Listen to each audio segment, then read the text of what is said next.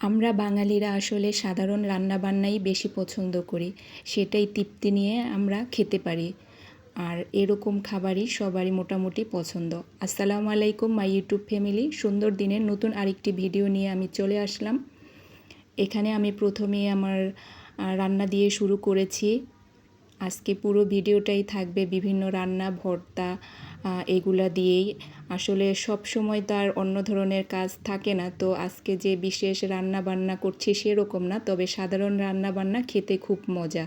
ওই রকমই একটা ভিডিও আর কি নিয়ে আসলাম। এখানে হচ্ছে যে প্রথমে আমি ভাত বসিয়েছি, আরেক পাশে হচ্ছে এটা একবারে সামান্য হলুদ আর মিষ্টি কুমড়া, পেঁয়াজ পাতা এগুলা দিয়ে একটু পোলার চালের খুদ দিয়ে বসিয়ে দিয়েছি, খিচুড়ির মতো আর কি।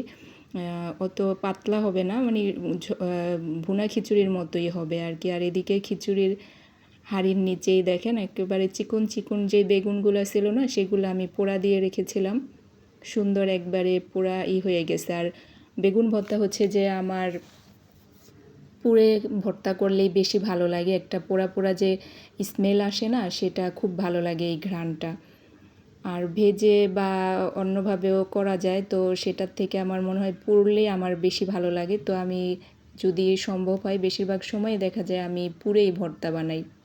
আর এদিকে আমার এই খিচুড়িটাও হয়ে আসছে। আজকে এটার সাথে পটল ভর্তা করব। পটল কেটে নিয়েছি আর বেশ পরিমাণে রসুন আর পেঁয়াজও রেডি করে নিয়েছি। খিচুড়িটা নামিয়ে তারপরে এগুলা একটু হালকা তেলে ভেজে নেব। ভেজে ভর্তা করলে ভর্তাটা খেতে বেশি টেস্ট হয়। তারপরে পাটায় বেটে করব, পাটায় বেটে করলে তো ভর্তার স্বাদ আরও বেড়ে যায়। তো আমি দেখা যায় যে এদিকে আবার দুপুরের রান্নাও করতেছি, সকালেরটাও করতেছি একসাথেই। দুপুরের ভাতও এদিকে বসিয়ে দিয়েছি, কারণ হচ্ছে যে কিছুক্ষণের মধ্যেই দেখা যাবে যে আবার গ্যাস একেবারে কমে যাবে। ভিডিওর এই পর্যায়ে এসে বলছি, যারা এখনও আমার ভিডিওতে লাইক দেননি প্লিজ দয়া করে একটা লাইক দিয়ে কন্টিনিউ করেন।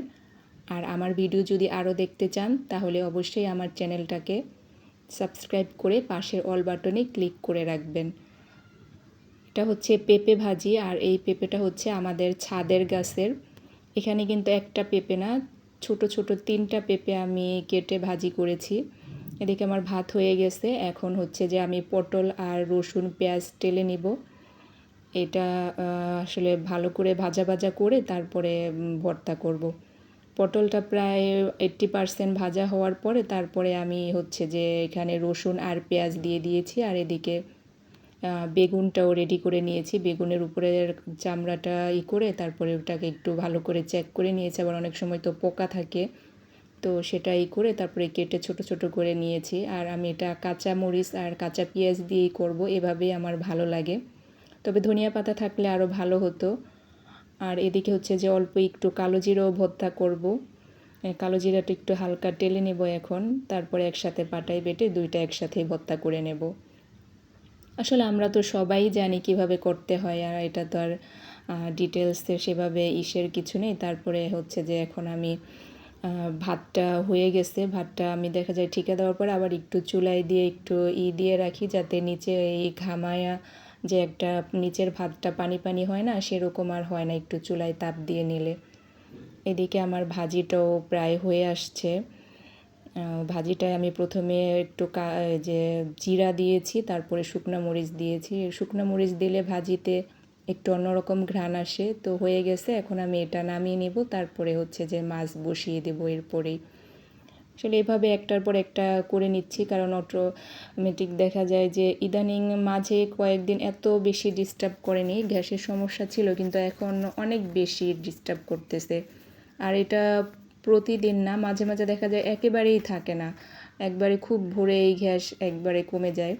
তো আমার ইলেকট্রিক চুলা আছে, তারপর ওইটায় রান্না করতে অনেক বেশি সময় লাগে। আর আমার বাসার সিস্টেমটা হচ্ছে যেই জায়গায় মানে চুলার ব্যবহার করতে হয়, ওই জায়গায় দেখা যায় যে কারেন্টের লাইন যে জায়গায় দেওয়া, সেই জায়গায় সেট করাটা একটু মানে একবারে দরজার পাশে, একটু ঝামেলারও ব্যাপার। না হয় অন্য রুমে নিয়ে আবার রান্না করতে হয়, এটা তো আরও বেশি বিশ্রী ব্যাপার। তো সেজন্য দেখা যায় আমি ওই চুলাটা এনে রাখছি, তারপরে হঠাৎ কেউ আসলে লাগে সেজন্য।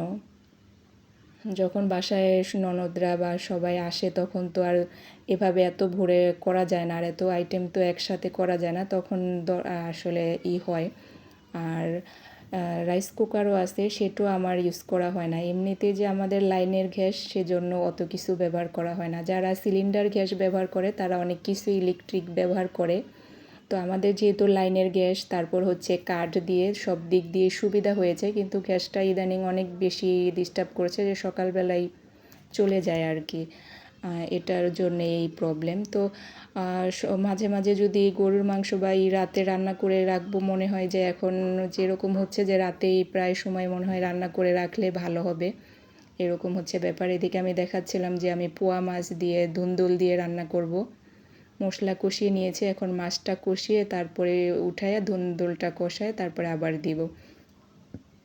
আসলে এগুলা তো আমরা দেখা যায় যে এভাবেই করি, এক এক সময় এক একভাবে করা হয়, সব সময় একভাবে যে করি সেরকমটাও না।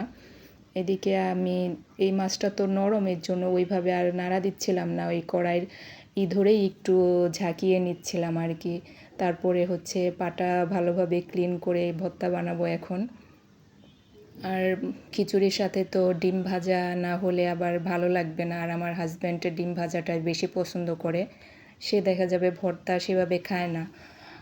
ছেলে মানুষ তো ভর্তা, শুটকি এই ধরনের খাবারগুলো অত পছন্দ করে না। এদিকে আমার মোটামুটি রান্না সব হয়ে গেছে, মাছ, তারপর হচ্ছে ভাজি, খিচুড়ি, তারপরে ভাত, এগুলা সব এখানেই রেখে দিয়েছি।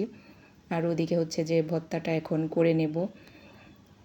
আমার ভিডিওর এ পর্যায়ে এসে আবারও বলছি, এখনও যারা লাইক দেননি প্লিজ দয়া করে একটা লাইক দিবেন। এখানে আমার পটল ভর্তা আর কালো জিরা ভর্তা করা হয়ে গেছে। তারপর হচ্ছে যে এখানে সবাই ভালো থাকেন, সুস্থ থাকেন, আল্লাহ হাফেজ।